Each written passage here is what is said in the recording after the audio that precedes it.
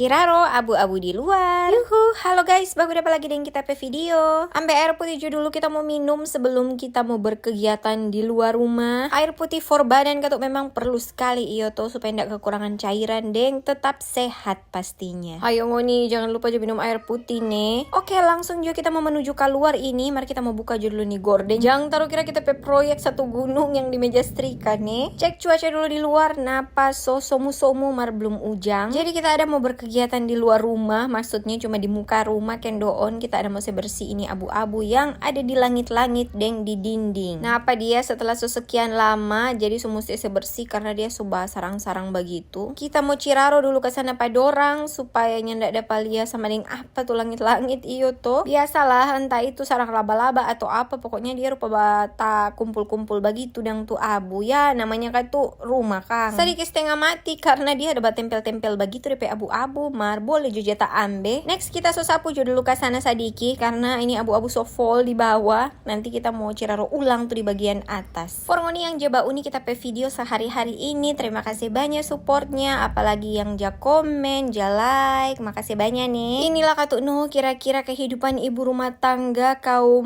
menengah ke bawah.